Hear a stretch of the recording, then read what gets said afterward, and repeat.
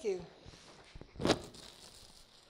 Well, as our host said, this is going to be a scientific discussion. So I came prepared for a scientific discussion, just to make sure you would know that. Most people don't realize how much they are geared to subconsciously fold to cues like this. Remember Colin Powell in the fall of 2002? He held up this test tube in front of the United Nations, showing some powder in it, saying there were weapons of mass destruction in Iraq. What happens if you drop that test tube? Was he putting the UN at danger? No, that was a prop. But subconsciously, people assumed there was proof of weapons of mass destruction in Iraq. He didn't state that, but that was what the prop did. And often people wear scientific attire or carry scientific notebooks, and then the audience automatically assumes that the information is whatever they claim it is. The same thing with TV ads with a stethoscope around the neck. But you folks know this is a scientific discussion without the props. So let's remove the props. What is important is the evidence. See, we bagged the evidence. Well, we begin with a video by Charlie Pound, actually a British fellow who read my book, understood it, and was so moved that he made a video of it.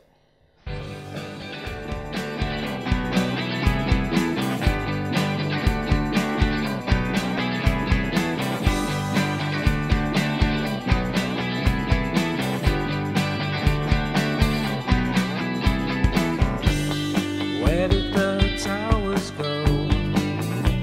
Away with the breeze that blows. And how much steel did they find? Could it be shipped in time? I don't know, I haven't seen the receipt, but it doesn't make sense to me. All those cars in a line, door handles and engines gone. I'd tell you if I could, but you need to ask Judy Wood. Before you accuse someone, you better make damn sure you know what was done. Wake up, this is your alarm. Wake up. So while you're sitting on the fence, why don't you check the evidence? I'll tell you something that you'll learn. World Trade Center paper doesn't burn. And how could those buildings fall with a seismic impact so small? I know that something's wrong. 8 seconds, the North Tower's gone. I'd tell you if I could, but you need to ask Judy Wood. Before you accuse someone, you better make sure you know how it was done. Wake up, this is your alarm. Wake up, you know it was 2001.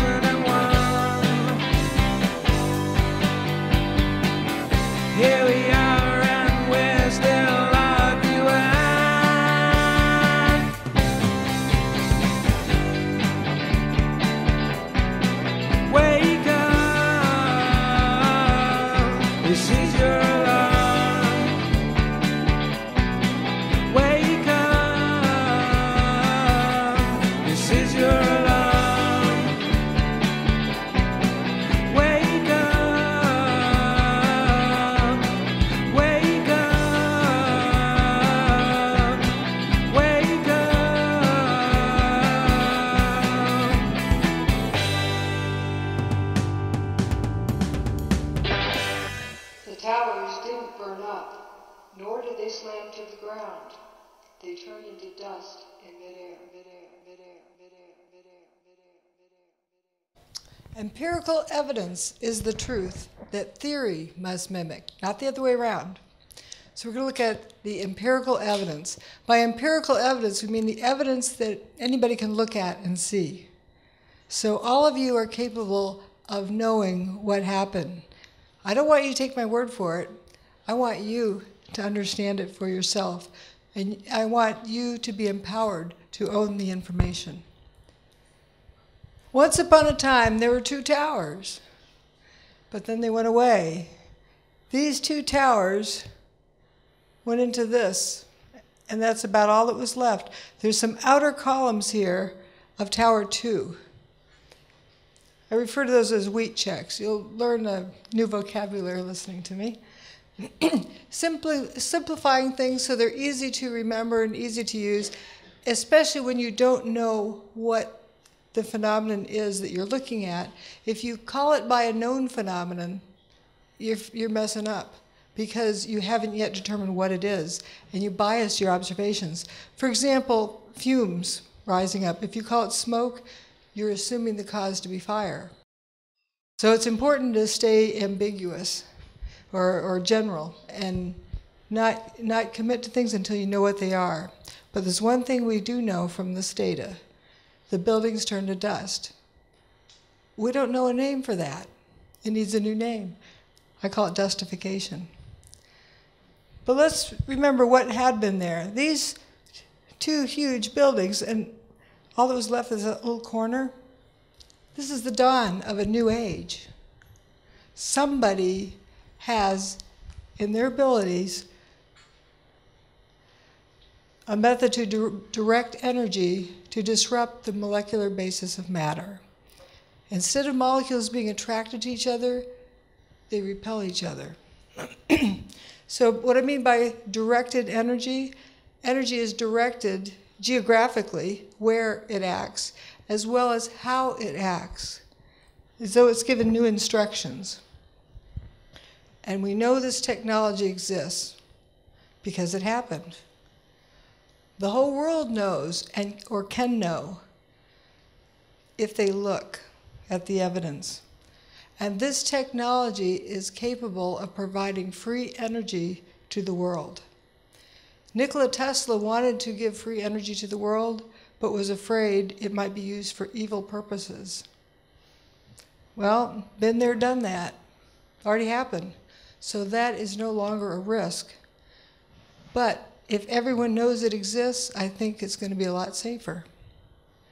Just a reminder of what had been there, and then it went away. The towers didn't burn up, nor did they slam to the ground, but turned into dust in midair. Here is the Tower 1 turning into dust, frothing up into dust. And you can see it shooting up and out. In controlled demolition, buildings are chopped up into chunks, the chunks slam to the ground, and then there's dust. This is dust before it hits the ground. So why didn't people see this on 9/11? I've broken it up into three major categories as why people did not see the buildings turn into dust before their eyes. Problem-solving skills, groupthink or peer pressure, and the third thing is they're terrified of the implications. If they see what happens, oh dear, you know. But that doesn't change the fact that it happened. But we're going to focus on problem solving. I know the answer is 27, right? Come on, the answer is 27. Am I right or wrong? Am I right? What's the question? Before you know if an answer is right or wrong, you have to know what the question is. Order matters. The order of problem solving matters.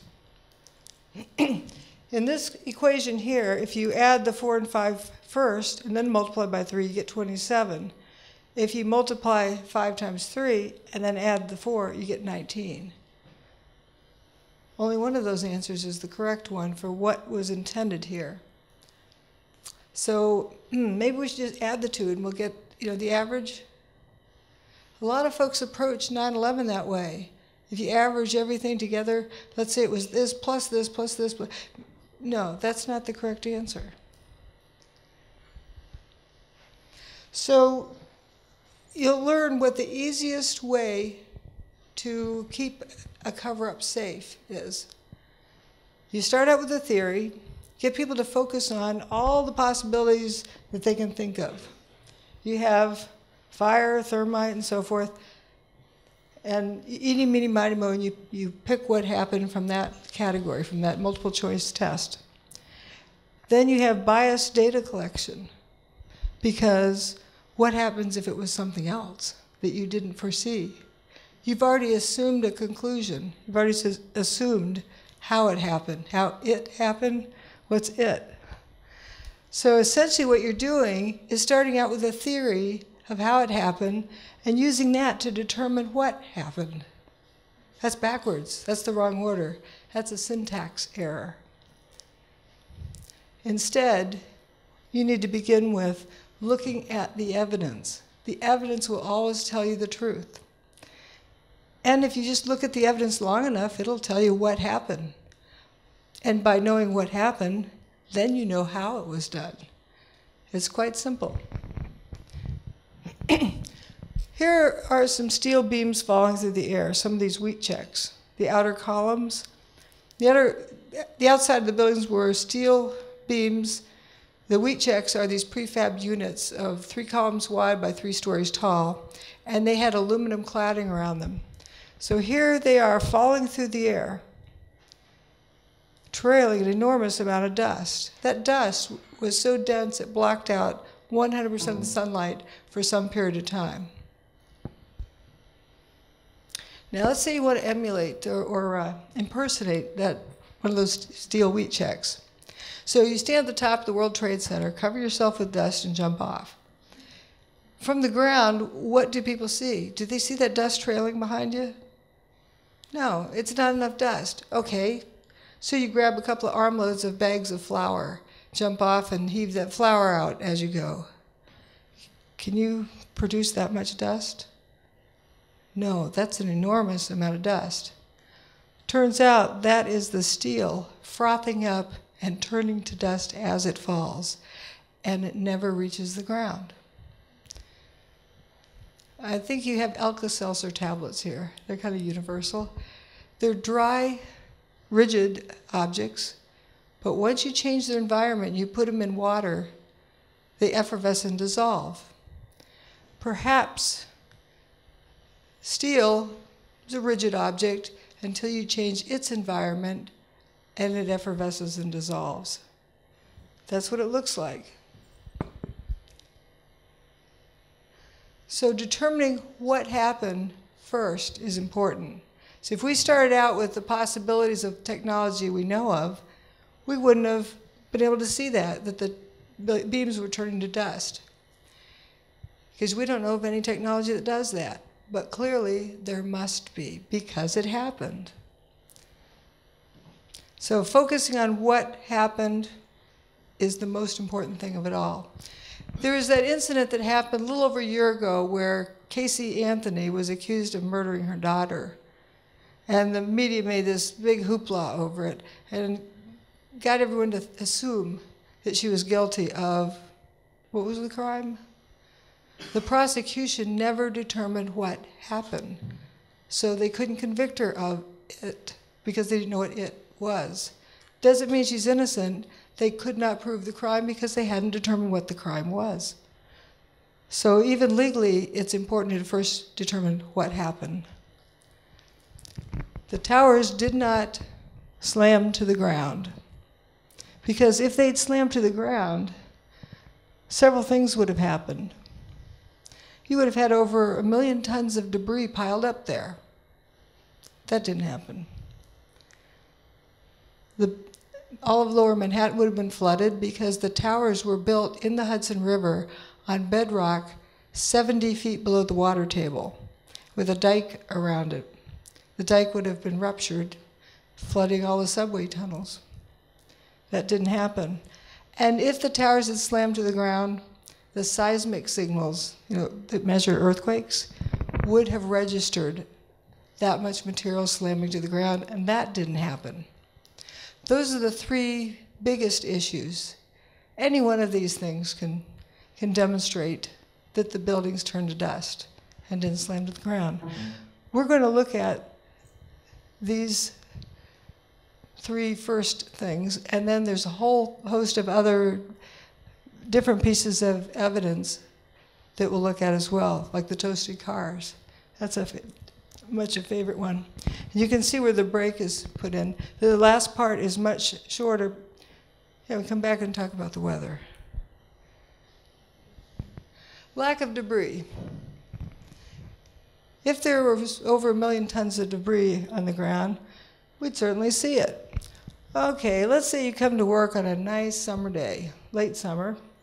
There are the two towers. There's building 3, which is a 22-story building, one of the tallest buildings in most towns. And you go to work in Bankers Trust, about the 20th floor. You get into your air-conditioned office, and you look out the window across the street. What do you see? So you're going to look right there. What are you going to see? Oops. Where'd the building go? You can see the windowsill right there. The window is still intact. But the building across the street no longer exists. Tower 1 is gone. Tower 2 is gone. Where's the material? Let's look again. Now we're going to look out the other direction, over building 4, and see what that looks like. The north wing of building 4 is still there, but the main body is missing. That's weird. Down to the ground, it's just essentially nothing left of it. And a tower didn't fall on it either. Again, where it came from. This is a top view of the various towers, buildings, showing you where the holes were. Weird holes. Here is the main part of building 4 that's gone missing. You have holes in the streets, including Vesey Street, and this huge hole in building 6. Looks like a lot of smaller holes, like a post hole digger dug it out. Now, a lot of folks talk about the BBC's early announcement of Building 7's demise. Oops. Looks like One Liberty Plaza is about to collapse again. Yep, One Liberty Plaza just collapsed again. Oops. It was announced 6 different times at least that One Liberty Plaza was collapsing. It's still standing. It became a running joke. You can Google, oops, One Liberty Plaza just collapsed.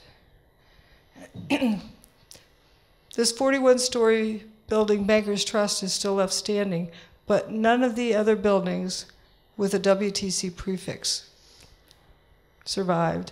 This one has holes in it, but it was destroyed. So let's go down at ground level and look at the front of Tower 1 from the ground level. There we are. There's an ambulance. You see, I hope you can see, the north wall and the south wall. Where's the building? You see the north wall and the south wall, and there's virtually nothing in between. This ambulance doesn't look clobbered. No crunched in marks. You don't see steel beams on the ground, just this aluminum cladding that was a decorative type material. There's some steel wheat checks here stabbed into the pavement off the picture, but there really is very little steel. And we're standing at ground level, or the photographer is. 110-story building just went missing. This was from a news report the day after. This is down in Lower Manhattan today, George. I don't know if you heard a little earlier me raise this question, which was actually raised by ABC's Jackie Judd as we look at these areas down below and the video of where the towers used to stand and where is all the rubble gone. And have you been able to, is there any way you can answer that question? I'm sorry, Peter, I didn't get the question. Okay, I apologize. Jackie Judd and several other people keep asking us, when you look at where the towers used to stand, there is surprisingly so little rubble. Where did all the rubble go? It's a very good question, Peter, and I have asked some people who've been doing some of the rescue and recovery work this morning. If you look behind me, you can see the very remains, the skeletal remains of the World Trade Center. And one volunteer, Robert Gerlinsky, explained to me the reason there's so little rubble is that all of it simply fell down into the ground and was pulverized, evaporated. He looks, you know, kind of silly there. I don't mean to pick on him. He's doing the best he can. What he's telling us is that there's virtually no building left. And that's the best he can do. His job is to tell the world what's going on. But people tend to keep asking questions until they're given an answer. They don't stop to think if the answer makes sense, especially in such a situation as this. Here's a map of what was left. And let's focus at that point there, the base of Tower 1. 14 people walked out. And there's another couple that survived there as well. 14 people walked out of here too. That little stub at the base of Tower 3. Whoops. This is one of the people that survived from down here. Noise above me. It was just a tremendous roar, and it was above, and it sounded like it was coming towards you, and then the wind, a very, very fierce wind, and my health, it started lifting me up off the ground, and so that's when I crouched down. The next thing I just crouched down. I got to the corner of the staircase by the railing, and I just got as small as I could possibly get. You know, because I'm not a big guy to begin with, so fortunately I'm not. So I got in and I literally, well, I guess the best way to describe it, I tried to crawl into my fire helmet. That's what I wanted to do, just to protect myself. And I wasn't sure what was going on. I thought the building might be coming down, and I figured, okay, this could be it, you know. I mean, and I was a little angry. I got, I just, you know, so like, damn it, like, why me? Why, you know, I'm beautiful. I'm going to die in the World Trade Center on a beautiful summer morning. I just, like, it's like a little denial and disbelief sets in, and so then I started getting hit with stuff. You know, it was just debris was hitting me, and it went dark, and then the next thing was just total silence, nothing, no wind. No noise, no light, nothing. And then I started hearing noises. I started hearing like moaning, and guys were starting to communicate, yell out. These were the guys that I was trapped with. They're calling out, who's there, you guys all right, blah, blah, blah, and this kind of thing. And I realized I was other people. I wasn't alone, you know. Because when you're alone in a situation like that, it's like existential isolation. It's like, and then when you find out you're with other people, it makes you feel a lot better. Even though you know you're in a very bad situation, at least there's other people. But then the strangest thing happened. This beam of sunlight came right in on us, like about 8 inches long, but it was clearly sunlight. It was all dirty and full of debris, and it looked like pepper was floating around in it, sort of. But it was sunlight, and I'm like amazed now. It's a 110-story building above us, and I'm looking up at the sun. But when you came out, you had no idea where you were. There was no way to tell north, south, east, west. It was just the whole atmosphere was full of debris and papers and smoke, and there was no landmarks. There was no way to make a reference point. There was no, you couldn't see the sun anymore. The sun had gone away because the sunlight that had come in now was gone, and so there was no way to tell which way you were going. Isn't that amazing? They were right down here at the base of Tower 1. 110-story building went away, and they weren't crushed. Jay Jonas, one of the firefighters trapped in there, said, I looked and said, guys, there used to be 106 floors above us, and now I'm seeing sunshine. There's nothing above us. Those big buildings don't exist. And he later said, these were the biggest office buildings in the world, and I didn't see one desk, one chair, one phone, nothing. I'd like to add to that, I didn't see even a fragment of a toilet. There's over 3,000 toilets there, and there should be something recognizable from them. You know, shiny porcelain's easy to see. And those folks survived as well. They didn't get crushed. So we're going to look at building 4 as well. Oh, here's the description of a lot of the firefighters. Every time hitting on the floor, it would not only make a noise, but it would cause tremendous vibration. So we're being bounced up and down off the floor, hearing this collapse coming closer and closer. Mickey Cross was caught on the 2nd floor. My helmet started flying off my head. I had forgotten to snap my helmet. So I grabbed my helmet. I guess instinctually I just pulled myself down the corner. The collapse of the North Tower created a massive rush of air. I was blown down 6 stories down to the 1st floor, and all I can remember while I was being blown down was, oh my God, oh my God, oh my God. There wasn't any time to think about anything. The 110-story tower disintegrated in just 10 seconds. It was that fast, yet for me it was kind of slow motion too at the same time. And I remember thinking to myself, I said, oh shit, this is it, we didn't make it.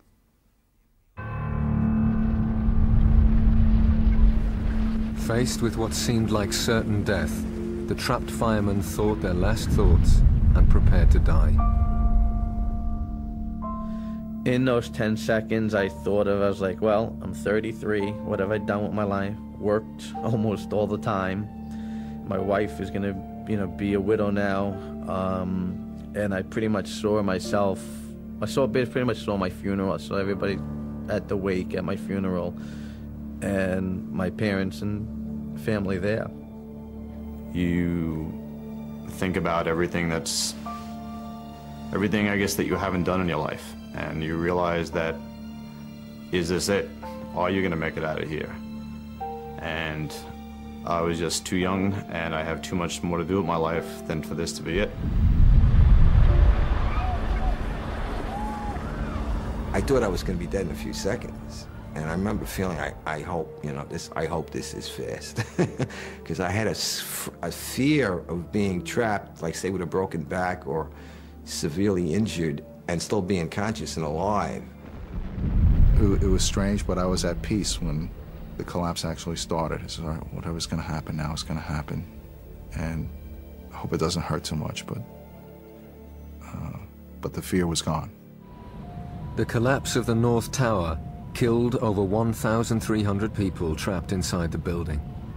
But some of the concrete walls encasing Stairway B had remained intact, and enclosed within them, 14 people were still alive.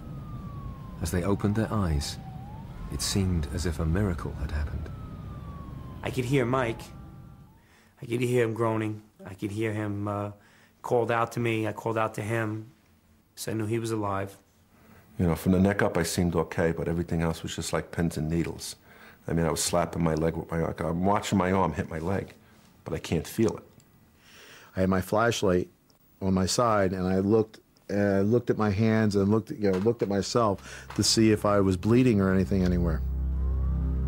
When he heard noises around him, Captain J. Jonas realized he too had somehow survived the disaster. I wanted to know who was still alive. And I started calling them out by name. They all survived. All of them in letter 6. Again, remember, they're just right in the middle of the building. So let's look at building 4. Get down in the ground level. That part of the building went missing. Part of the north wing, not even all of the north wing, is all that was left. So we're going to go look right below the ground level. First level below ground is the mall. There were some first responders that walked right along in there. This part is crunched in a little bit, but the stores were still intact, and you could read the names of the stores. So he knew where they were. Here they are, walking along there. You can read, with more contrast, you could read innovation luggage and Hallmark cards, and down here it's crunched in a little bit. But the next stories down, it's not at all disturbed. Maybe a little bit more dust, but that's about it. But you can see the dropped lights here. Not very disturbed at all. So we're going to look at the loading docks that were color-coded so the delivery trucks knew where to stop. And that's where these guys were walking at the first level, but we're going to go down below the ground. It was purple under Building 5 and green under Building 4, so that the delivery trucks knew where to stop. And when we look down this way, in the photo I'm going to show you, you'll see this wall where they have to turn to drive out. That wall is under the part of Building 4 that's missing. There it is, way down there at the end. That's under the part of Building 4 that was missing. Now listen for this audio clip. Going down to the parking garage. We're in quite deep. These are the first pictures of search crews underneath the World Trade Center, desperately looking for survivors. Someone down here?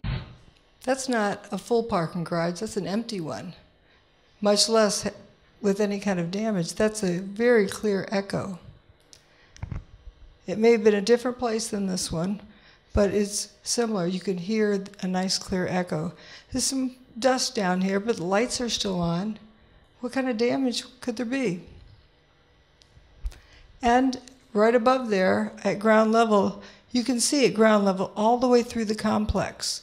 There's where stairwell B was, where Tower 1's outer wall was left. But basically, with whatever debris that was there, it was essentially at ground level. We were able to move 120 dump trucks out of the city last night, which will give you a sense of the work that was done overnight. So some of the debris has already been removed. More of it is being removed, and it'll be done by barge all throughout the day today. That was Rudy Giuliani, as though he thought that they'd have it all cleaned up by 5 p.m. Well, it kind of looks like you could. Now, what I noticed here is that there's a lot of dirt. Do towers collapse into a bunch of dirt? And they had 120 dump trucks coming and going all night. That recording was from the morning of the 12th.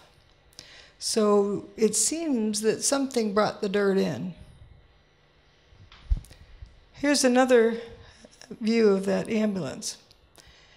Where's the debris? We're going to listen to the last clip of these trapped firefighters from Ladder 6, where they were rescued. James McGlynn later said, "We just kept telling them, we're in Tower 1, stairwell B, second floor, third floor. Tower 1, stairwell B. Where are you? Stairwell B, Tower 1. Where's Tower 1? I'd wonder too. It would seem that the voices were coming from the beyond." Hundreds more firemen were now arriving at the disaster area, but Captain J. Jonas's Mayday messages were still not getting through. Trapped down in the remains of Stairway B, there was nothing else Jay could do. We realized we can't get ourselves out. And that's a big mental leap for a fireman to take, because we're so used to being the people who are going in to rescue someone. Now, the roles are reversed, and you realize you're helpless yourself. But with the survivors buried alive beneath a debris field that extended over 16 acres, it seemed they would need another miracle to save them.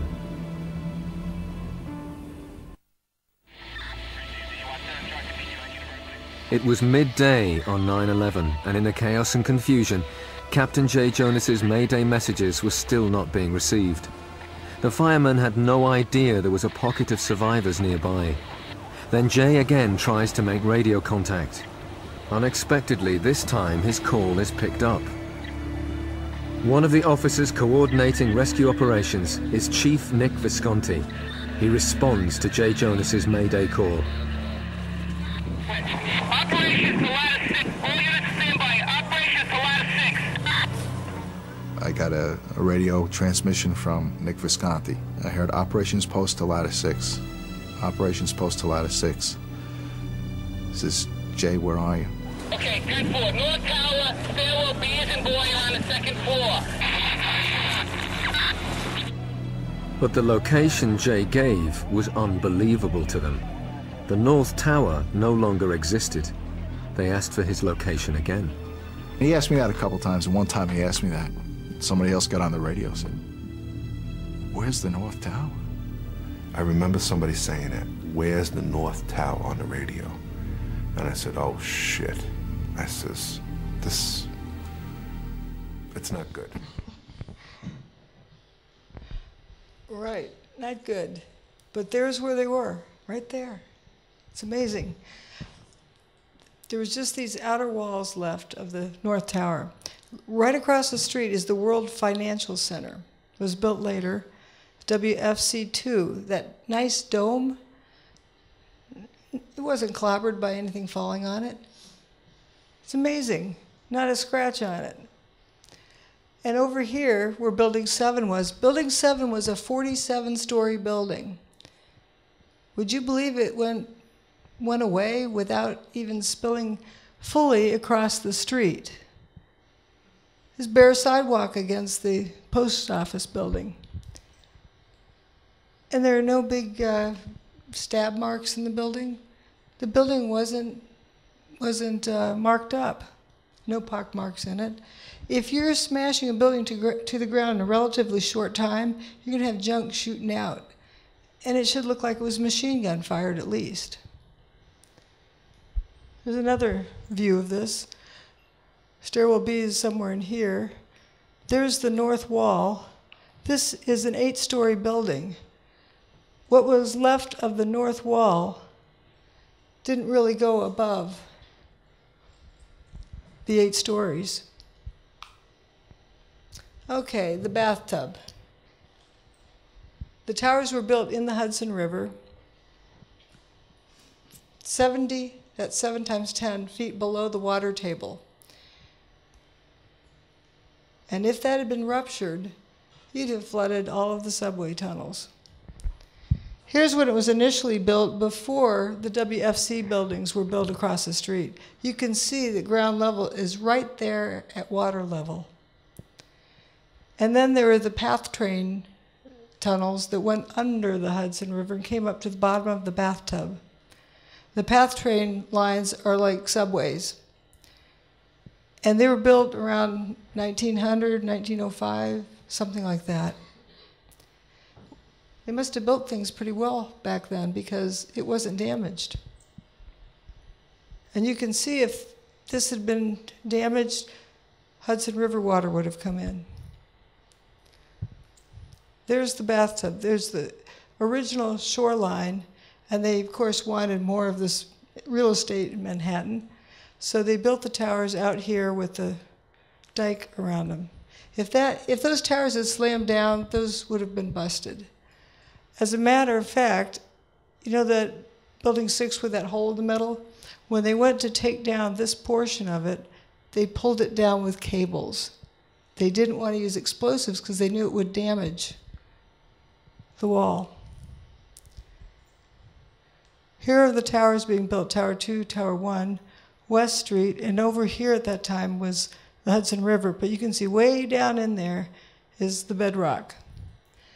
And something I'll also tell you at this point is when they originally were building Tower 1, they'd built the first 40 stories with asbestos in it, and just at that time, asbestos was being outlawed. It was a bad thing, so they took the asbestos out of it, put something else in it, non-asbestos insulation, and from the 40th story on up, it never had asbestos in it. Tower 2 never had asbestos in it. So this story about asbestos seems like another Easter egg. But after it was done, it was all cleaned out. Bathtub was still surviving. There were pipes going underneath the towers over to Building 7. And when NIST was having a meeting about trying to figure out what happened to Building 7, they were debating if the towers collapse, they called it collapsing, could have damaged the piping underground, and decided it couldn't. I thought the seismic data you were going to look at was data associated with the collapse of the tower, particularly 2. Yes. Oh, yes. We did look. Obviously, we've looked at all of the seismic signals. The main focus of that was to establish the timing of the various events, and if any, again, using it also to see if there were any events that we could not explain other than it being the collapse of the towers and the World Trade Center 7. The signal's strength due to the collapse of the towers were not of any magnitude that was seismically significant from an earthquake design standpoint, or from the design or failure of a structural component, or of, I would say, a piping system that might be used in a structure. So there wasn't anything that gave us pause in terms of that being a significant seismic event to have ruptured the pipeline. 2 500,000-ton towers crashing down on what was in the bottom of the bathtub wasn't going to give them pause as to anything that would disrupt the pipelines? The piping, it seems kind of strange. From an earthquake standpoint, no damage. Well, the bathtub survived. And here's a final picture. This shiny, smooth patch, that's the bedrock that Tower 1 was on. And this rust from the original construction from 1970. This is under Building 6. The parking garage was still pretty much intact. The new WFC building is right across the street. Seismic impact, this is the real smoking gun. One of the first responders said, "I don't remember the sound of a building hitting the ground. Somebody told me that it was measured on the Richter scale. I don't know how true that is. If the building's hitting the ground that hard, why don't I remember the sound of it?" There is also a fellow who worked on the 27th floor who, after my book came out, read my book and let me know that he left that day because he knew he wasn't going to get anything accomplished. There was too much chaos going on, so he left, walked past Tower 2 on his way to the ferry terminal. He lives in Staten Island. And while waiting at the ferry terminal, there's big buildings that are in the foreground, so you can't see the towers from there. And some guy came up to the ferry terminal, and they thought he was an idiot because he said that the South Tower just collapsed. Wait a minute, they didn't feel it hit the ground, they didn't hear it hit the ground, and when he walked past the South Tower, it was in good shape. The fires looked like they were about out. So this must be an idiot. They got on the ferry, went out in the Hudson, then they could see past those buildings in the foreground and saw there was only one tower standing.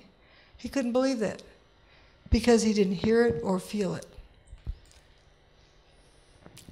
I wonder if this is why. This part of the building doesn't make a thud when it hits. Dust ankle deep at least, all over southern Manhattan. Some of it even much deeper. Also, the seismic signal. All right, this is from earlier that year. There was an earthquake in Midtown Manhattan. It was a 2.4, which is similar to the equivalent seismic signal that Tower 1 made, which was a 2.3. But they don't look at all the same. In a typical earthquake, you first get the P wave. The primary wave arrives, and then the secondary wave arrives. Notice the spacing. They're much closer together than these signals. But the difference in the timing of the P wave and S wave arrival tells you how far away the epicenter is, because those two waves travel at different speeds through the Earth. They travel through the Earth. This one does not reflect a P wave or an S wave. The seismic signal did not travel through the Earth. There were only surface waves. If you snap a rubber band against something, that's a P wave. If you kind of wiggle a jump rope up and down, that's like an S wave. The motion is perpendicular to the line of travel. But a surface wave, like if you get up off your mattress in the morning, the mattress recovers from your weight on it, the ground would also recover. If the towers are sitting on bedrock and you take away 1 million tons of building, that bedrock has less weight on it. It's going to recover somewhat. That's the only signal that was recorded. This is from the January earthquake. So let's look at the signal the towers made. The ground shook for 8 seconds. Notice there's no other signal prior to this one, and the waves are very wide spacing, and it's only 8 seconds. It takes 9.5 seconds to drop a bowling ball off the roof and have it hit the pavement below. Houston, we have a problem. This is a chart that happened most of the day. It starts right after Tower 2 went away, which was the first tower to go away. I won't say collapse. It went poof, it went away. And then Tower 1, that's its demise. And then all afternoon, there's these quarry blasts that were recorded. If you notice down here, you see this cluster of something happening. That's from the Fox Islands, which is part of the Aleutian Islands. They had a little earthquake up there.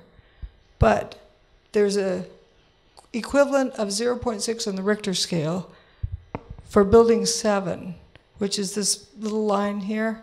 It was a non-seismic event. Building 7 went away and didn't make a seismic event that you could register on this chart. Maybe because controlled demolitions don't register. Well, here's a controlled demolition, the Seattle King Dome, March 26, 2000. The P wave arrives at the seismic station, and the S wave arrives at the seismic station. See how closely spaced that signal is. It takes 4 seconds to drop a bowling ball off the roof of the King Dome, just to give you relative size. Yet the ground shook for at least 9 seconds in the major part, so at least twice as long instead of less. Here are other signals. There are 5 different recording stations for Building 7. None of them could see an S wave or a P wave. They calculated when it should have arrived. But you can't see anything out of background noise in any of those. And actually, one of those stations, they couldn't even find a surface wave arriving. But you can see ones like this one here, where, again, the 6.4 is the time it takes to drop a bowling ball off the roof. The surface wave lasted for less time. So what's going on here? No S wave, no P wave. Those 2 waves travel through the earth. This didn't slam to the ground. No big building slammed to the ground. Well, let's look at the possibilities. Tower 2 was the first tower to go away. If you turned all but the bottom 16 stories to dust and just dropped a 16-story building to the ground, it would make the seismic signal approximately that was recorded, which was a 2.1. Do the same thing for Tower 1.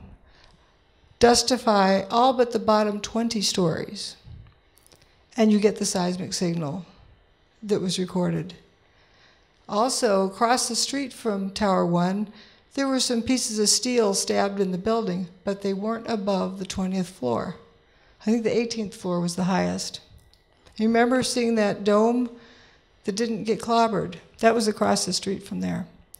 And Building 7, if you turn all but the bottom 2.5 stories to dust, it would make the seismic signal approximately the same as what was recorded. This is compared to the Seattle King Dome. The Seattle King Dome was really just this concrete ring, and it made a 2.3. The building 7 here is 6 times the potential energy, yet it made significantly less of a seismic impact. Okay, now we're going to talk about dustification. Building turned to dust. I don't think anyone can deny that. And lather, which is just another type of dustification in place. As we saw before, the building is turning to dust as it falls. Many folks see these squirts out each of the faces at regular intervals and say, oh, those are squibs. Well, what I'd like to ask is why there isn't more stuff squirting out. If you turn the building to dust, there are various things that are going to be turning into dust as it comes apart. One of those things is water tanks. You don't pump water from the ground level up 110 stories. Imagine the siphon pole on that. You pump it up 10 stories at a time and put it in a holding tank, pump it from there. So it is a great deal of head on each level. But if you have all these water tanks in the building, those are pressure vessels. When the walls of those begin to dissolve or weaken, at some point it's going to cut loose. And it's going to squirt water out. To me, that's what those look like. But what is really a big question is why we don't see more stuff squirting out. If you're getting this building to the ground in 9.5 seconds, and there's nothing left at the bottom, that stuff's got to shoot elsewhere. As it turns out, with that kind of timing, the average speed it needs to shoot out is Mach 1.4. And the material from in the middle of the building outward, Mach 2.5. That should look like all the buildings adjacent to it have been machine gun fired. They didn't look like that. Again, if the building turns to dust in midair, stuff doesn't need to shoot anywhere. But people think they've heard explosions. Well, yeah, bombs do go boom, but not everything that goes boom is a bomb. Try putting an egg in your microwave oven. And if the building had been wired up with bombs, you ever see these signs? These are US type signs that are easily recognized. Turn off two-way radios and cell phones because they can cause explosives to be set off if you're going by like a rock quarry. These Scott tanks, those are the air tanks the firefighters wear when they're in smoky environments so that they can breathe clean air. They have extra Scott tanks they carry on their fire trucks. Those are exploding at ground level. Many of them talked about that, these Scott tanks. There's we weren't going to read all this, but there's various testimony, but one in particular that I'd like to read is down here. Renee Davila's boss asked, was Vehicle 219 destroyed? Was it on fire? What? Was it on fire? Fire, we saw the sucker blow up. It went boom. His vehicle just exploded. This is real dustification you're going to see here. There's a vertical column, if we can make it out, along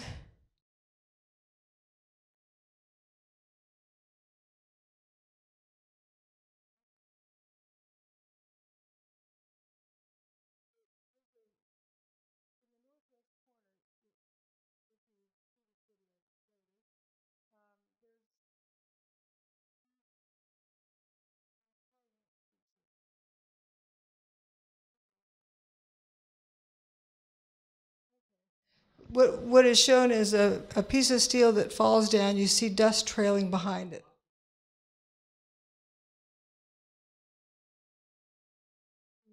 And as the dust is trailing behind it, you'll see the steel beam just, pretty soon there's no more steel beam, and it doesn't hit the ground.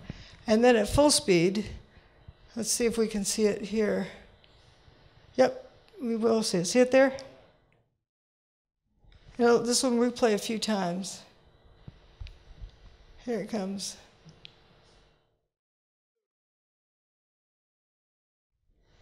And one more time. But it turns out all of the steel in this video, here it is doing the same thing. It's like ice cream melting as it falls. There it goes. All right. And if we look at the intersection right below that, right by the Verizon building, you'll see there's a piece of aluminum cladding there, but you don't see any steel. That steel that we're watching does not hit the ground below. There's just unburned paper. And if you can read the body language of these people who just came out of their hiding places, they have their hands at their hips, hands at the sides, arms folded. I bet you they have their jaw dropped because there used to be a 110-story building right in front of them, and it's not there. And it's not on the ground, or very little of it right there. And folks often say, well, Building 7, that was for sure a controlled demolition. No, it was the same type of thing. It turned to dust, but it did it slightly differently. It was turning to dust all day, and then when the building began to drop, these two frames are 1 second apart. And notice how much of this lather is coming out the windows. It's like the whole insides of the building had been dustified, and upon its descent, it just starts squirting out in all directions. This ground cloud doesn't progress much between those two pictures, but we have a tremendous amount of lather, I call it, just this opaque dust coming out of the building. Now we're going to watch another dustification.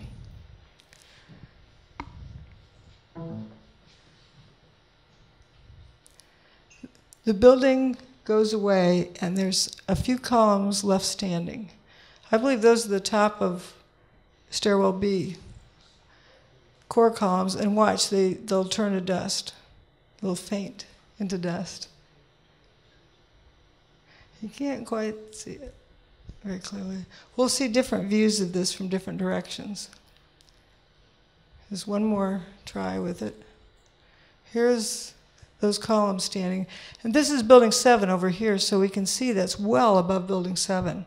That's like 700 feet tall. And here it goes. It just faints into dust. Here's another view of it. The building sort of peels away like peeling a banana and leaves this crisp column standing. So how did those columns get dust on them? That much dust? My detractors like to say that the columns fell over and the dust was so fine that it hung in the air. Well, if it was so fine that it hung in the air, why didn't we see it? Why did it settle on the columns to begin with, on the vertical columns? Doesn't make sense. Here's another view of it. And we see a series here. You can see very crisp edges, and they're no longer crisp edges.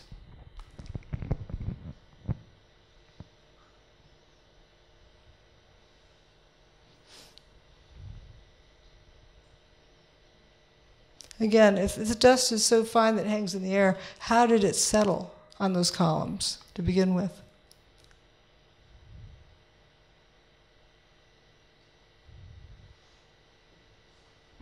And another view. So there's no dust hanging around the outside of those columns, but we have dust shooting downward there. You can even see some wiring hanging out. How does it become fuzzy like that? Other than it's turning to dust. And there are other images where you have columns here that go away by the second image as it gets lower to the ground, which is over Building 3.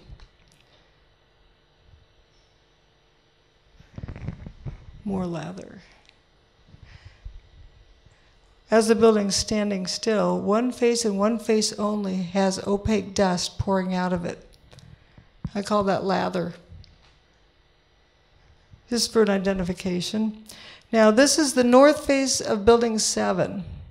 on a day when you had a light breeze, very light breeze, about 7 miles per hour, 8 plus or minus 1 mile per hour. Just a light breeze. These windows are broken. If that's smoke, why is it one face only from ground to roof? And also, why is it not coming out those broken windows? If there's a traffic jam, wouldn't you think it would want to come out there? No, go low to the corner.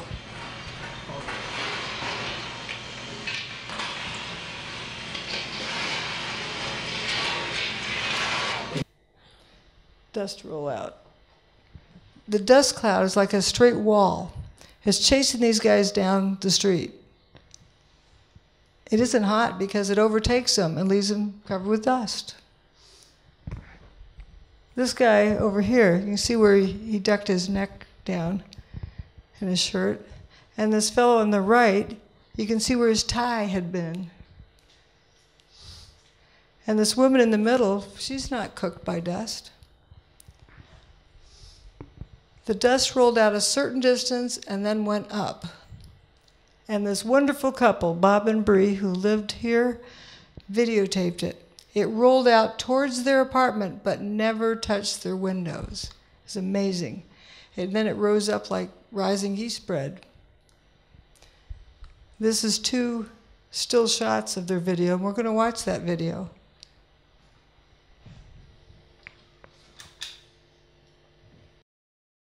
Oh my God! Oh my God!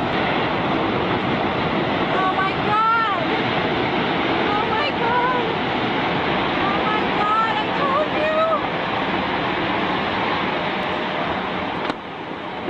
Oh my God! All these people! Oh my God! Oh my God!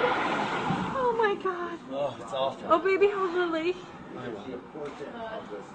Oh my God! Come on, let's go to the other room. Yeah. God. Is this dangerous? I think it's just smoke. There's no danger about the buildings. Is the air conditioner turned off in the room? And the windows closed in the bedroom? Near the area are an absolute crazy situation. The entire top of the building just collapsed. The entire building just collapsed. Building just collapsed. We're going to leave because the smoke is coming right at us.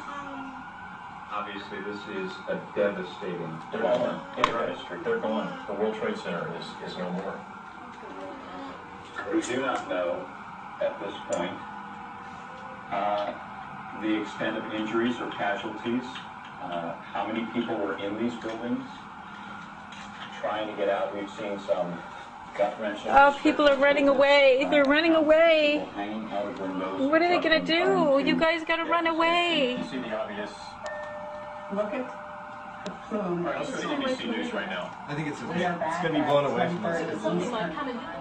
No, it's the wind is being blown away. Horrific, incredible, not to be believed. Tuesday morning, we're looking at live pictures of the World Trade Center where just a few minutes ago, within the last minute actually, the second Twin Tower collapsed.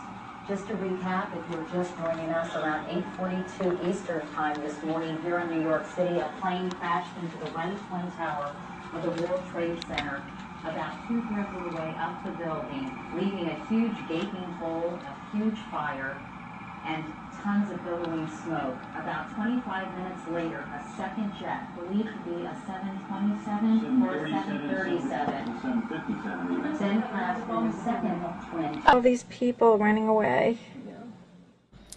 And this is the most magnificent video. To begin with, we'll skip over some of the other ones later for saving time. But notice this is slow motion, and there are various pieces falling, but notice they're trailing dust. And there's a piece that'll emerge right in here, and watch how it trails dust and then it runs out of dust because it's gone. This piece right here. You see it's a nice clear beam. You can see it's piece there. Okay, it's just about gone. It's dissolved into nothing. It's gone. And the intersection below that is the one where we saw no steel beams. And you'll notice these other pieces, the same thing is happening. And this is the full speed one. all sorts of materials just turning to dust as it falls. And that's the intersection. You see the body language. Hands on the hips, arms folded, hands at the side. Aluminum cladding is all I see in this picture, and unburned paper. No tower there. It's amazing how it goes up. Why would it go up? And up. It went down the eastern seaboard. Another weird thing about it, in this close-up image, you can see that the dark smoke goes west, and the white south and up. And it gets up to a certain altitude, and then it starts to dissipate. This is about 6 weeks later. This is on Halloween, which is the 31st of October. Notice they have misting going on. The dirt, how'd that dirt get there? Nice dirt laid out there, and you get fresh, wet tire tracks. What is this? Fumes coming up from the wet dirt, through the wet dirt. I call this phenomenon fuzzballs, the fuzzy stuff around their feet. Now, dust is going to get kicked up, but how can this fine of dust be settled out of the air? Because this is nice and clear down to here. And it's only been 15 minutes since the South Tower went. North Tower is still standing at this point. There's quite a few pictures that show this phenomenon. The coarse dust lands, continues breaking down, and becomes fine dust, and then starts rising up. Here it's being kicked up. Toasted cars are a favorite of many people. Now, what I mean by toasted cars, they're toast, they're history.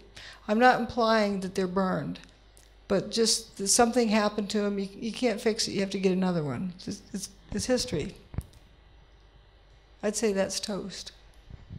This was found over by the East River under FDR Drive. I don't know if it was toasted there or elsewhere, but it's weird. This ring around the front window, kind of strange, and this is flopped out from the rear window. What would cause it to do that?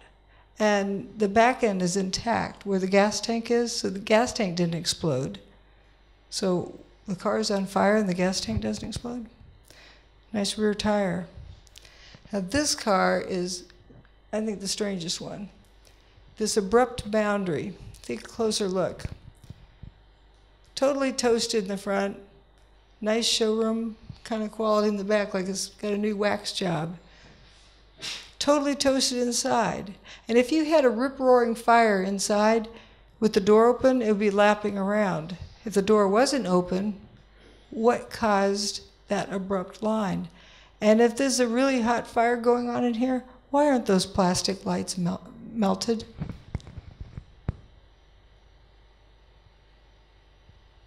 On the other side of that very same police car is this round spot. There's an enlarged area.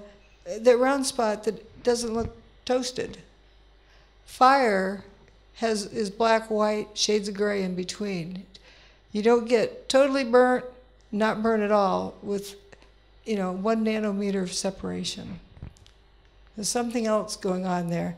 And notice the trunk lid is popped open. That's a pattern I noticed, as well as the missing door handles. There could be, reasons for you'd see that in burnt cars, but not necessarily the same pattern in every situation. It seems like there's a material-specific effect. Door latches, trunk latches. That's where most of the toasted cars were in place, all along that road. And then there's the toasted car park. That's the toasted cars over in FDR Drive. And the strangest aspect of this, a first responder was driving across the Manhattan Bridge and said, you could feel the heat from the bridge. Wait a minute, that can't be conventional heat. The paper wasn't even burning over here, and that's 3/4 of a mile away. There was a vehicle seen to go into spontaneous combustion, or apparent spontaneous combustion, at the South Street Seaport. The poor fellow who saw that, you know, people like answers to questions. He assumed that a fireball must have gotten loose from the World Trade Center, rolled down there, and ignited the car, because why else would a car go into spontaneous combustion? You said you saw melted tour buses, melted cars? The cars that were right down there, it was just unbelievable. They were twisted and melted into nothing. The debris is just unbelievable. And then you can see fire trucks and police vehicles that were down there early that all their windows, the windshields are completely blown out must have been from when debris dropped. But even more jarring, I think, is this scene right here. Look at these two cars placed on top of one another. I think when you think about the impact that these planes must have had, it's hard to visualize it because everything melted. But here, at least you have some remnants. You have literally an engine that is melded together with other parts of the car. Moving over, you've got another car they moved here. It looks like it's been through a war. You can see the papers, all the burned out papers from the building. You see the soot and the dirt. And it just shows you how devastating this blast was. Look across the street there. You've got a Con Ed truck that, you know, some of the Con Ed people now looking at, examining, trying to figure out which truck that actually was. But that truck, too, in terrible shape. So while many of the items, the steel, was literally melted, people who have been right down next to the base of what was the trade towers say there's virtually nothing left, maybe a few flights of stairs, a few stories of one of the buildings, but that when they came down there was so much melting and so much demolishing of any kind of structure that they cannot imagine much being left or much hope of finding anybody alive. Melting?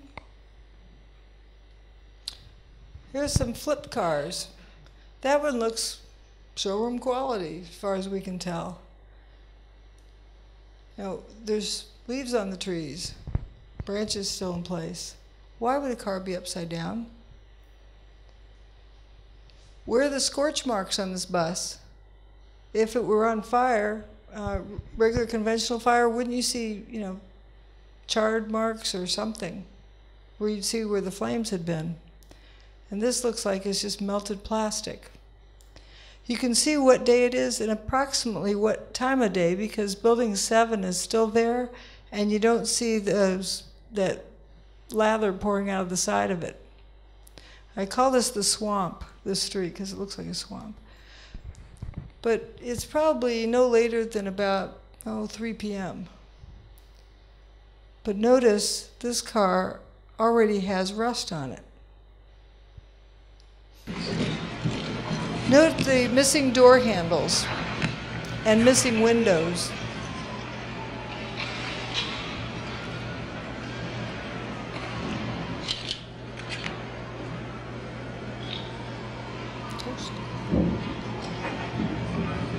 Go, let's go. Go. 3, 2. Oh, man. More debris falling from a nearby building, the World Trade Center.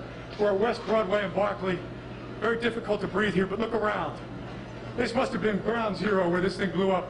Car after car after car, buses, completely obliterated and burned straight down to the steel. Behind me. Here are more images from that street. That toasted bus, mail truck that's just slopped over. This vehicle, this car, notice the windshield. No traces of even the rubber seal around it. It almost looks like it was sandblasted, ready for a new paint job. And this abrupt line between the toasted front end and the not toasted side. There's something going on with the engines. A lot of folks think these are just regularly burnt cars. So here's a comparison. This one that has this nice, you know, clean look, and from a regular car fire, you get these burn lines. Also, it has the gradations here. Another telltale, burnt cars usually have scraps of glass left in the corner. Here's another comparison. The stuffing of a burnt car usually has something left in it, where the toasted cars there's nothing whatsoever left in. I think that's trash that was tossed in later, but of the inside is gone. And the gradation here between the blacks is the blue car, blackened area, and the burnt door. Here's the toasted car park. My detractors like to say toasted cars don't count because they're towed. Well, it doesn't matter if they're towed, they're still weird toasting patterns. But these vehicles we know were not towed. There's the camera views we're going to look at. Here they are, while they're being toasted. You see the apparent flames. Unburned paper in between. How's that work? Why just the vehicles? And you can see the approximate distance. That's the perspective. And they're not toasted yet. And here they are a little bit closer. It's interesting, before I found these before pictures, I thought that was a white car right there, but it's black. People evacuating the area. There's that black car. There it is, toasted. Can you tell what color it had been? Just totally toast.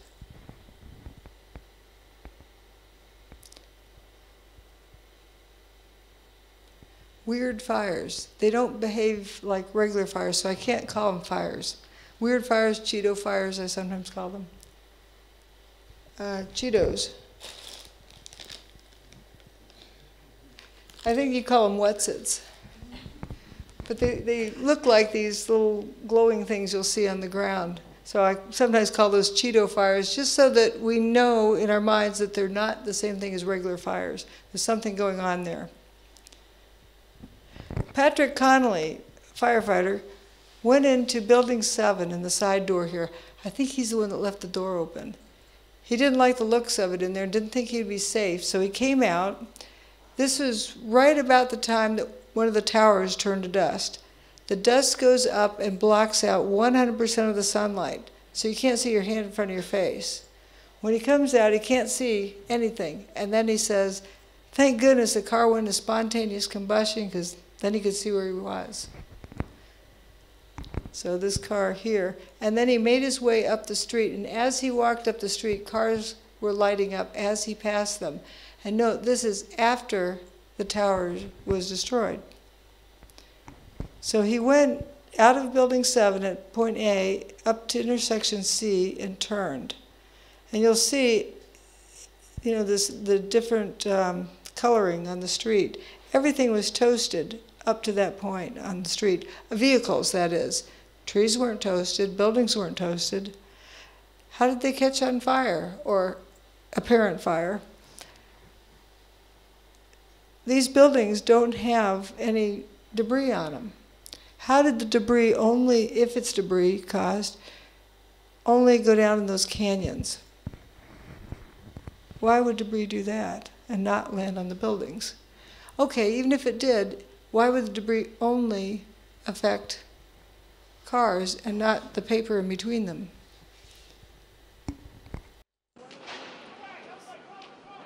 Here's some firemen going for lunch. Ho hum. They're not concerned about a car exploding. Actually, some of them said that initially water had no effect on the car fires. Engines weren't exploding. The paper wasn't burning. Weird. Here's another image, paper around. See, those look like little Wetsits or Cheetos. Igloo cooler that's plastic, a plastic trash can. And if that's fire that's white hot, it's got to be hotter than like 1,200 degrees centigrade. then you'd have some melted plastic around it. You'd also have this aluminum cladding wilted over it. Often folks say there's pools of molten metal. Well, there's no solidified metal pulled out of there. Also, if it's that hot, you wouldn't have unburned paper all around it. If it's glowing white hot, it has to be at least 1200 centigrade. If it's glowing because it's hot. Hot things glow, but not everything that glows is hot. Think of an incandescent light versus a fluorescent light. Aluminum melts at about 650 to 660 degrees centigrade, depending on the alloy, which is a whole lot less than white hot.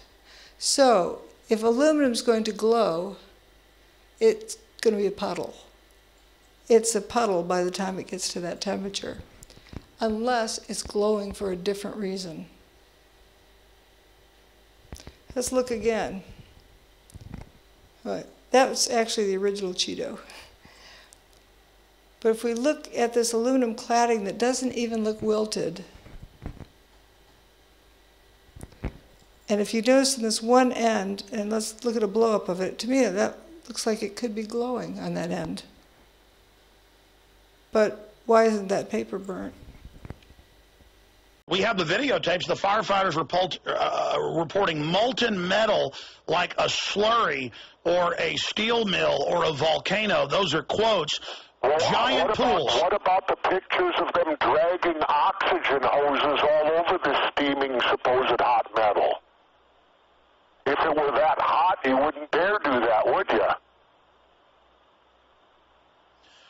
Well, we do have the infrared photos of the molten metal. Well, again, what melted the metal? Was it heat?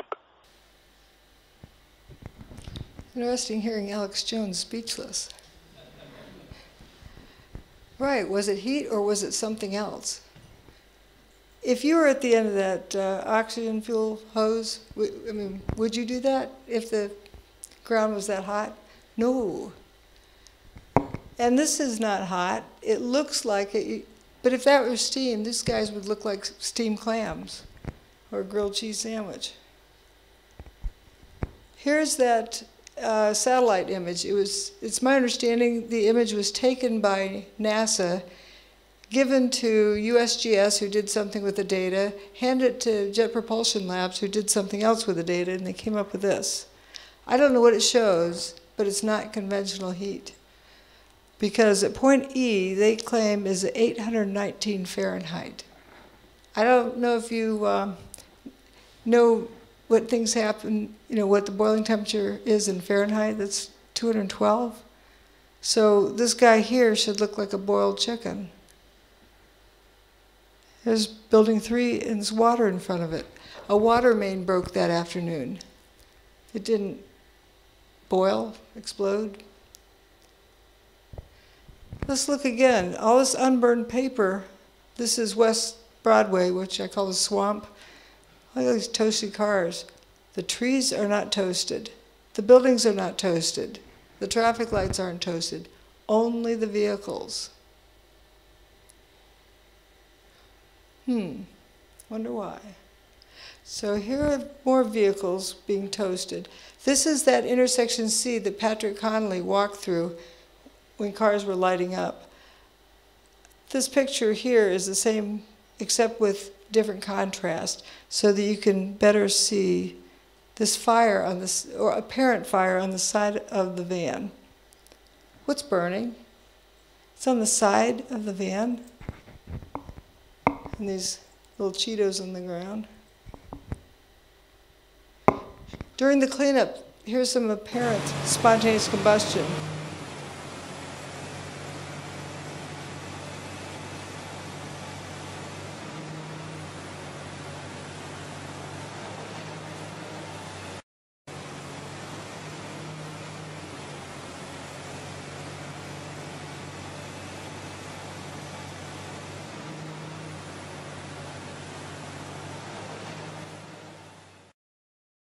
Nothing's burning. Like what's going on there? Hot steel-toed boots melting? Does that make sense? That's the best answer these girls The women got. go in and out of Ground Zero up to 10 times a night, often until 2 in the morning, delivering whatever it is rescue workers need to do their jobs, like the ones working in the hotspots. Steel-toed boots is one of the biggest things. Steel-toed boots? Steel-toed boots. Out still on the rubble, it's still, I believe, 1,100 degrees. The guys' boots just melt within a few hours, and they're burning their feet. There were no reports of burned feet, but at a minimum, if my steel oven is melting, the turkey inside is more than well done. Does it make sense that these guys are walking around on a grill that's 1,100 degrees Fahrenheit? These girls aren't material scientists. They're engineers. They're doing the best they can. That's the best answer they were given. But what they are telling us is that something weird is going on with boots. Boots are coming apart. They're disintegrating. Why? Mayor Giuliani thought it was 2,000 degrees on the ground below him. I don't think he's a material scientist either. There were fires of 2,000 degrees Fahrenheit below the ground. I could be standing here and you could be standing there, and I could be describing to you, Governor, the site, and then a fire would break out in between us. And it was just by luck or the design of God that we weren't killed. Just where was he? But he's not trying to look like an idiot. That's just the best he can do with the information he's given. That's what we all do. But 2,000 degrees, that, something else is going on. Something else is causing this apparent spontaneous combustion. So rolled up carpets.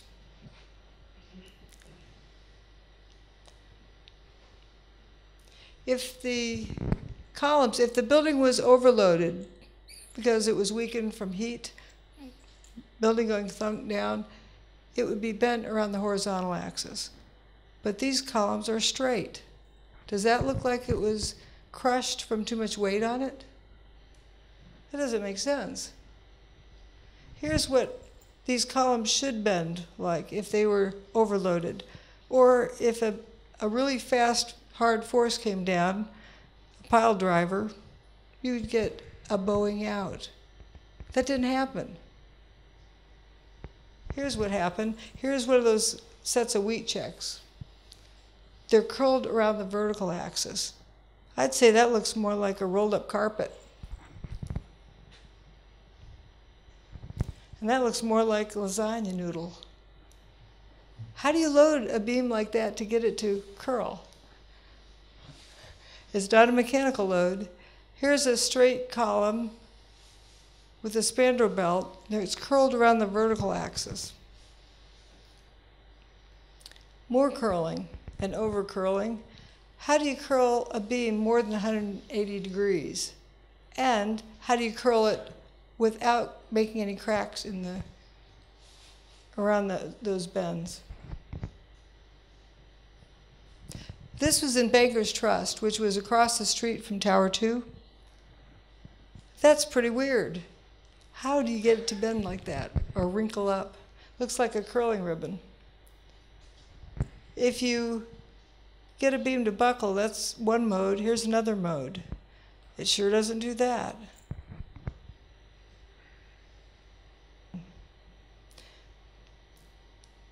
There's the lasagna noodle. And there's somebody who can reproduce that type of effect. This is the work of John Hutchinson, and it's a solid piece of molybdenum, about 2.5 inches in diameter. So I decided I'd get in touch with him. I sent him this picture. I said, does your neighborhood ever get to looking like this? All of the marble facade is gone. Window glass has some problems, but here we'll notice that the outer pane is broken, but not the inner pane. And the facade of the building is otherwise in good shape. We have a toasted vehicle here, but the one in front doesn't look toasted. It's just parked upside down. So we get either toasting or flipping. Turns out John Hutchinson's work, there's lift or disruption, usually not both. Also, there's evidence of levitation on 9/11. Working down, I was across the street, and I picked up the camera just out of habit. And something in the back of my mind said, run, run, run. And never in 20 years of shooting in New York have I run from an assignment. But something in the back of my head just said, run. And as I hit the corner of Liberty Street, it was almost being picked up by a tornado, almost being picked up by a wave. It was like being picked up. The black cloud. That black cloud had substance. It was like night, but it had a solid feel to it. It was like gravel, hot gravel, and just picked me up and tossed me about a block. At one second I was running, and the next second I was airborne. And I lost my glasses, I lost my cell phone, I lost my pager, but managed to hold on to both cameras.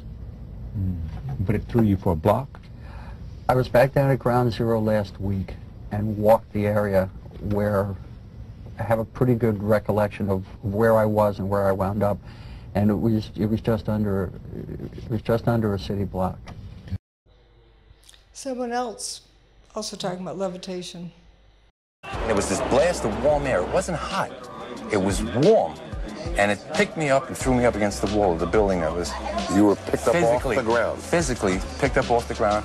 I remember an explosion. At that point, I got knocked out. I don't remember anything. Then I got up, and I looked out the window because the windows exploded, and the street below caved in. There was also a first responder who was levitated and floated down the stairs. She didn't know how that could happen, so she thought that she must have died and had God carry her down the stairs. Because how else could she float down the stairs? John Hutchinson can also levitate water. He has a toy boat and an experiment he did with levitation. Often people say, oh, that's not for real. He's doing it with magnets. How do you levitate water? So we're going to talk about the weather. Isn't that a nice thing to talk about? About 10 minutes to 15 minutes before the events of 9/11 began, this is what the weather chart looked like as aired. There's something missing there.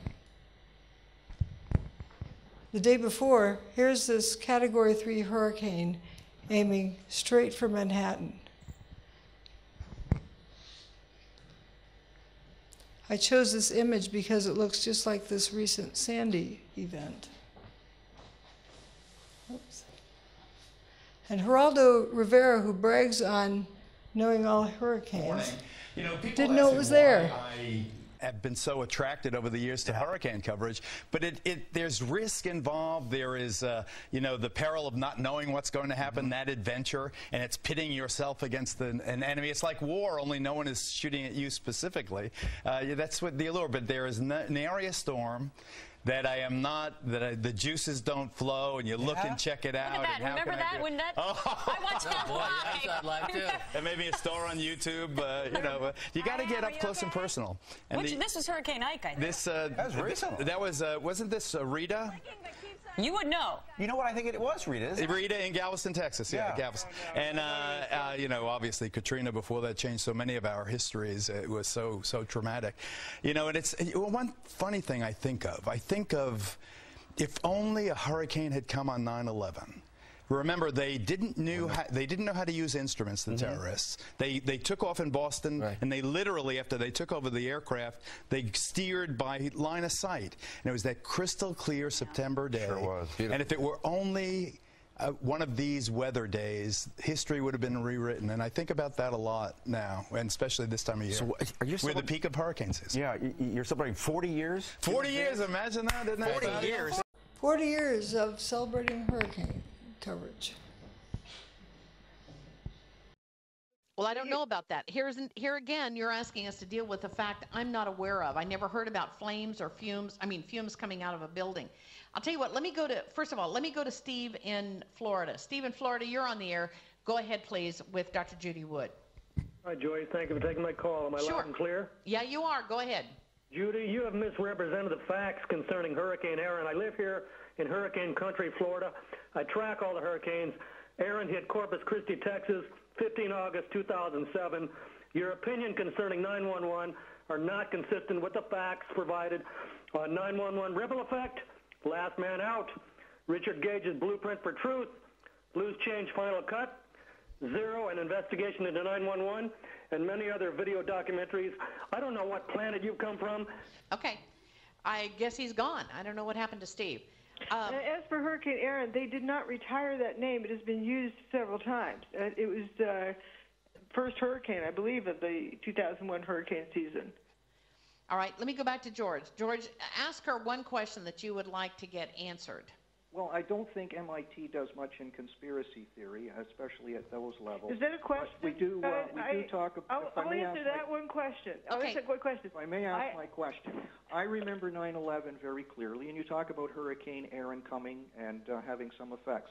And I do recall almost every picture, in fact, every picture I've seen of New York on that day, the sky was blue. Clear blue, not a cloud in the sky. If you go and follow the track of do you have a question or no, wait a second. Okay, he's asking the question about obviously about the hurricane.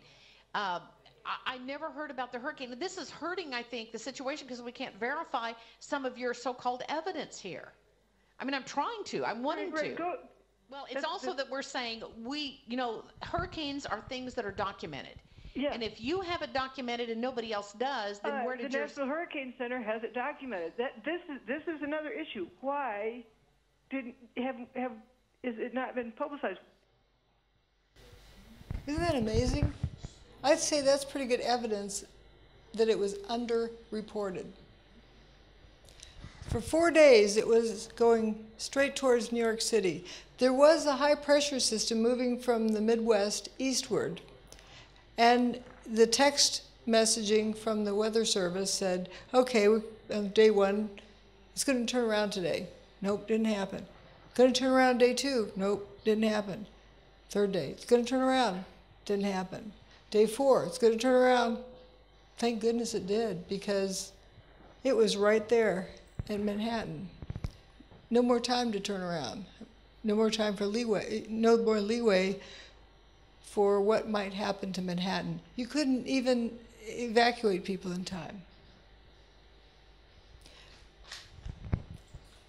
Well, one funny thing I think of if only a hurricane had come on 9/11. And it was that crystal clear September day. Sure was. And if it were only one of these weather days, history would have been rewritten. And I think about that a lot. The CBS map said as nice as can be there. I superimposed where the hurricane was at that moment. And Scott Stevens, a weather reporter who realized that something was wrong with the weather, said, how much trouble does it take to just click on the icon to show a hurricane there? But this is what was shown, no hurricanes. Remember, the high pressure system was moving in, and so we have the high pressure system there, and when the hurricane moved in, that's low pressure system, it started back down. Guess where it was a peak? That shows that the two weather systems met over Manhattan on 9/11 at approximately 10 o'clock in the morning.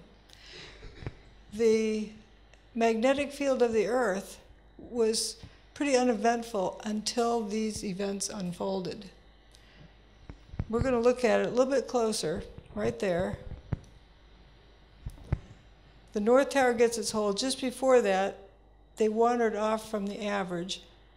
And then the South Tower gets its hold, and they go horizontally. Then both towers go away, and it's haywire all afternoon until Building 7 goes away. It's almost back to normal. Just a coincidence? Here's a close-up of this, where the North Tower gets its hold, and you can see the abrupt change. And it starts back up, and where the South Tower gets its hold, goes horizontally. And run through this a little bit quickly. John Hutchinson could reproduce every one of the effects we saw at the World Trade Center. He was trying to reproduce the work of Nikola Tesla. And one thing that you might find quite interesting that he produced was metal luminance without heat. This fellow got a patent on radiant electrical energy. These folks had researched it, as well as Ed Leedskalnin with this little chain lifted blocks of brain coral that he made Coral Castle from that were 15 tons. And John Hutchinson could bend solid copper. Here's Coral Castle. Here's the Great Pyramid. Using this person as a scale, let's look how they're basically the same size stones. He takes a 2-inch by 2-inch by 7-inch block of iron, and it crumples up. Also, it fumes, and I compare it with WTC fuming of a door handle.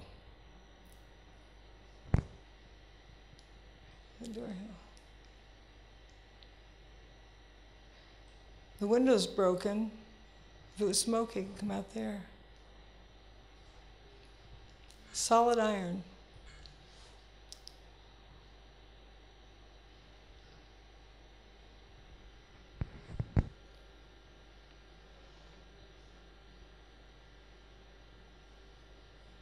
Weird fires. Here's John Hutchinson's boat experiment. When the gizmo is turned off, the water's calm. That's when it ignites. Just like when the cars lit up, it was after the tower's demise. The water is calm, boat lights up.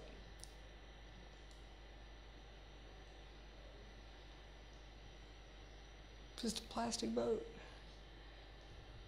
The top two are from the WTC, the bottom two are John Hutchinson's work. And this video's kind of unique. You can see the solid bar of steel wiggling on the table. There's another one where it does sit-ups. And here, watch this flat piece of steel, right in this area. It starts to come apart.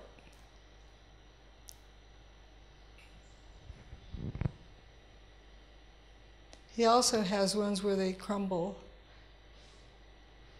And we have the windows with rounded holes in the outer pane. Someone can also reproduce with longitudinal waves, round holes in windows. In hurricanes, you had 2x4 through tree, straw through trees. John Hutchinson has a sample of a knife in aluminum. At the WTC, you have this peeling effect on the cars. This is not a laminated structure, but it peels split thickness. I didn't know what that meant until I saw John Hutchinson's aluminum samples that are peeled open. WTC file cabinet, coins. Coins aren't melted. That's not melted from heat. This wood, this is John Hutchinson's sample, wood embedded in aluminum. If the aluminum was hot enough to melt, if it was melted because of heat, the wood would be burned. So the aluminum melted for a different reason, or they fused together from something different. Rounded holes in Building 6, rounded holes in Hutchinson samples, as though it's just something in space around a line dustifies material. The structure of a hurricane is much like a Tesla coil. Now watch what happens in a tornado as well. Here's some flying trucks from this past spring. The pictures are mind-boggling. Look at these right now. These tractor trailers we're going to show you, they look like Tonka trucks being thrown through the air right there, and then they piled up. There it is right there, right after the massive twisters. They were just flying through the air and twirling. And entire neighborhoods were torn up. We have the roof ripped off from a home. The entire bedroom looks intact with a flat screen TV still there. Another home there, 2x4s shooting through the walls like missiles. So much of the destruction caught on tape as it happened around 1 p.m. Dallas And again, time. those were deadly weapons, but no one was killed. We've got complete coverage of the storm. As it went across a transport company, trees flying through the air, the trailers, there you go, a couple of semi, look at that, the beds of the trailers hurling, twirling around in the sky and then dropping down from at least 50 feet high down into the ground. We saw trees, there goes another semi. And it's spinning. It's spinning, down it comes, bang, lands on its nose right down at the ground. Big piece of a tree there that just got hurled up, I believe it was. So certainly we have seen a destructive tornado on the south side of Dallas, still within parts of the area near south of Grapevine, north of Arlington, a possible tornado in the Dallas-Fort Worth Metroplex area, as well as over on the east side of Dallas, in toward the area around the Mesquite area, just to the west of Mesquite and east of Dallas. Levitation from a natural source. So this shows that there's a type of physics we didn't learn about in school, but it exists in nature. We're running short on time, so we're going to be finishing after this, and I'll hand it over to Andrew.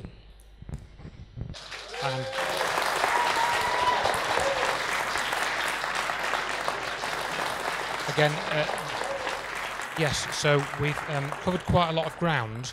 And what we've essentially tried to show, particularly in the last section, that what happened on 9/11 is very much similar to what John Hutchinson did in experiments. Okay, and what we're seeing is a nuclear effect. What we're seeing, the materials at the World Trade Center underwent some type of nuclear effect. The next part of this presentation is about something called tritium, and we found that this has become a very important factor. And Dr. Wood has collected a lot of data about tritium. But basically, what we're looking at is nuclear effects. We believe that the effects of these weird fires, it's some type of odd nuclear effect. And it's related to something called cold fusion, which should more correctly be termed low-energy nuclear reactions. Now, some of you in this room may be familiar with Stephen E. Jones. And he produced this paper a few years ago in 2005, talking about the use of thermite at the World Trade Center. Stephen E. Jones actually worked on cold fusion, and he helped to discredit cold fusion, which is also a nuclear phenomenon. It's an energy phenomenon. And where this is all leading us to is that this is an energy phenomenon which underlies what happened to the World Trade Center. And it's actually energy which we could use instead of all the energy sources that we use at the moment, fossil fuels, nuclear power, and all this sort of thing. Now, some people say, well, Andrew, you're all having this argument about whether it's mini nukes, thermite. That doesn't matter. The only thing we need to do is we need to, agree that the official story of 9/11 is wrong. But everything else outside of that doesn't matter. That's what we've got to convince people of. And I say to them, no, that's not correct, because what we're talking about is free energy that we could use instead of all the destructive sources of energy that we have at the moment. So this is why it's so important. And the other main factor that you've seen tonight is to do with the weather. Now, Dr. Wood would state this a different way to how I state it, but to me, it looks like that Hurricane Erin, was steered or manipulated in some way. And you can see from the data that it went in a straight line for 4 days. So you're either faced with, is that a coincidence or isn't it a coincidence? And at some point, you're going to have to choose which one it is. And I certainly can't say that was a coincidence. So there's something very odd going on with that. So there, just by thinking about that for maybe a few days or a few hours, you've blown apart the whole climate change scam. It's all a scam. And you saw, for example, the levitation effects. This is something that John Hutchinson has reproduced as well. So that leads you to the concept of anti-gravity. Somebody able to control the force of gravity. What does that mean? We can have vehicles that we don't need roads. We don't need conventional aerospace technology. All that, somebody in the world, somewhere, has got access to different technology. Okay? So this is huge. It's probably there isn't an issue on the planet that this doesn't affect. It's the biggest thing on the planet, and it's needed the biggest cover-up. And that's what I've tried to write about, and that's what I've experienced. For example, why I'm here is, just to tell you a little bit about my background for those who don't know. I work part-time for the Open University. I still work part-time for the Open University. I do what's called disabled student assessments. I still do that. And it's partly doing that allows me to do this work.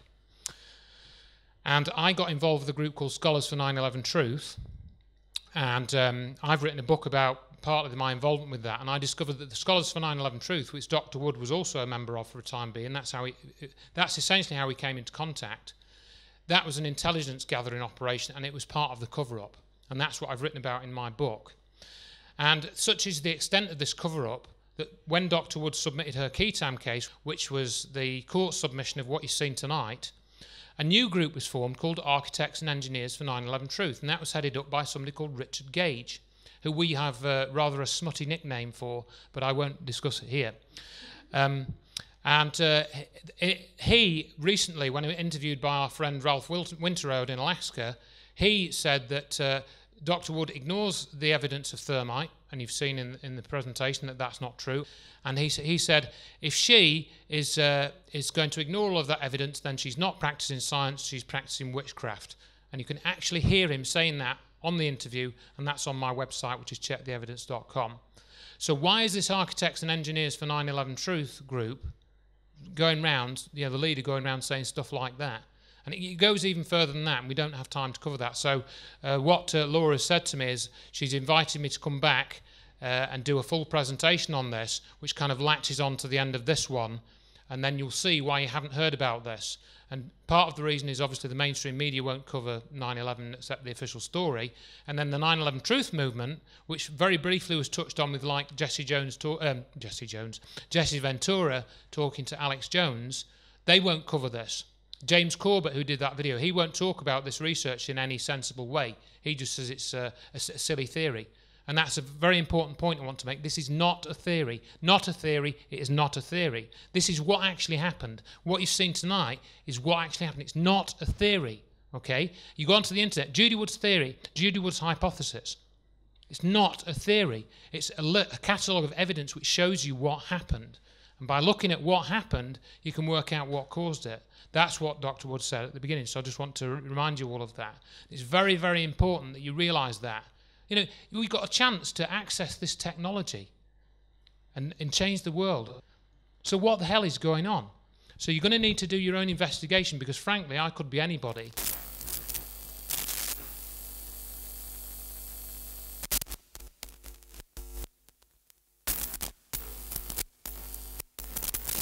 How does the cold fusion cause the effect that we've just watched, that you've been explaining? What I look at is the evidence, and what I see is the same sort of evidence that you see with the, quote, cold fusion, that we get tritium from this, but without the ionizing radiation that you get with any other type of nuclear process where you get tritium. Like a nuclear bomb goes off, you'd have Geiger counters picking stuff up all around the planet. But with cold fusion, you get transmutation, which you also get in John Hutchinson's work. We had transmutation, that's one element changing to another, or material changing its material properties. I dropped a hint of that earlier about vehicles rusting very quickly. And there's tritium measured at the World Trade Center. Tritium doesn't happen by chemical reaction or by any kind of typical normal process. It's a nuclear process that causes that. And there was tritium found, it was 50 times background levels. So it wasn't insignificant. And so I'm just looking at the various pieces of evidence. I'm very careful. If this is a psychological operation, you don't want to be led somewhere. And someone recently said, and I think it's an excellent quote, if you find yourself on the garden path, leave the garden instead of being, following along. So what I do is put together and make a clear distinction with what I know that I know. and separate that from what I don't know.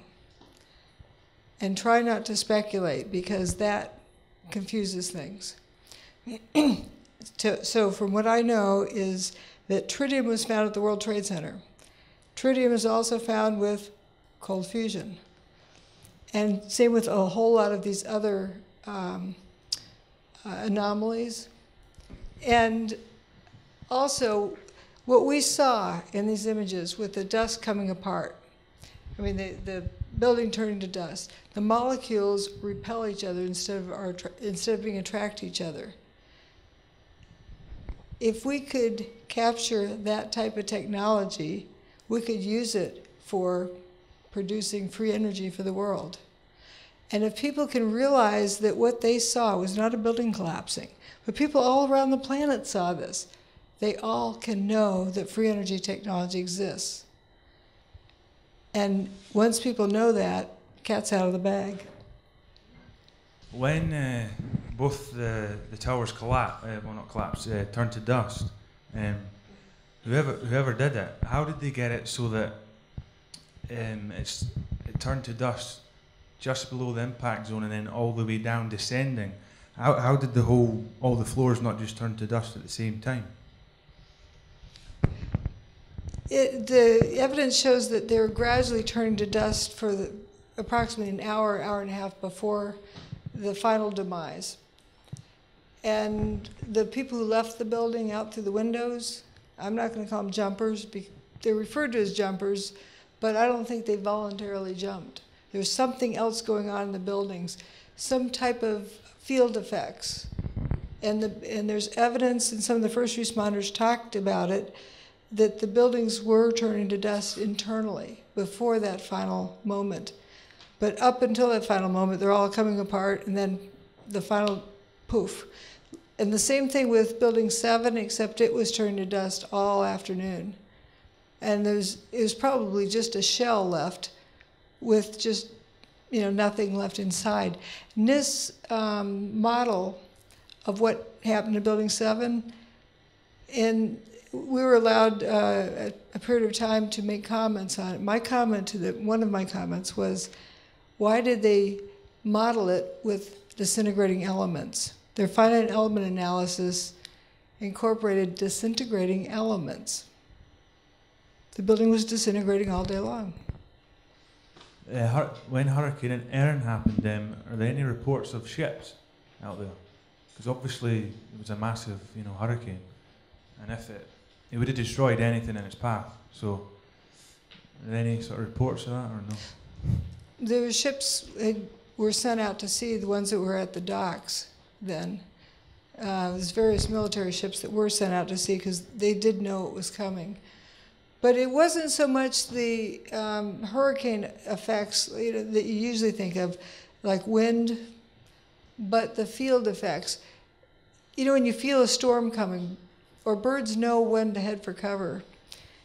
And it turns out that the 3 major airports surrounding Lower Manhattan, LaGuardia Airport, JFK Airport, and Newark Airport, all 3 measured or recorded thunder on 9/11. So the hurricane was close enough to create that static field. And how John Hutchinson creates his effects is he creates a static field with a Van de Graaff generator or a Tesla coil, and within that static field interferes various radio frequency signals, like microwave. So there's a lot of options there. There's actually something that I've thought about with the increase in the Midwest tornadoes in the United States. There's a sudden increase beginning in 2008. Static fields are around regular storm systems.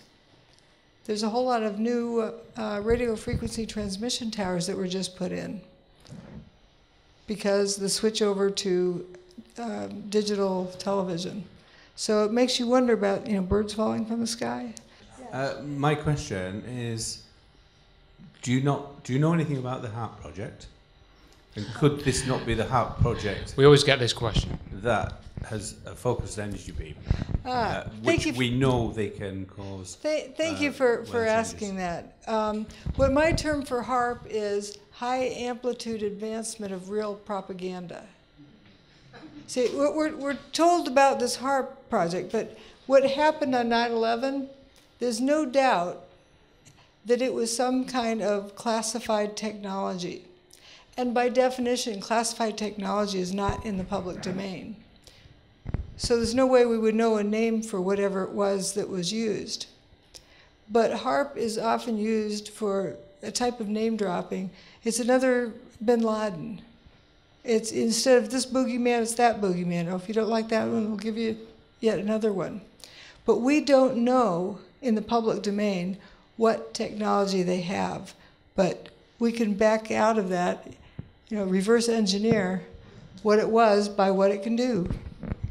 At the energy conference that we just went to in Holland, there was a presentation given by Nick Begich, who is a big spokesperson for HARP. I heard Nick Begich in 2006 say that the bombing of Afghanistan was justified after 9/11. And I've got a recording of him saying that.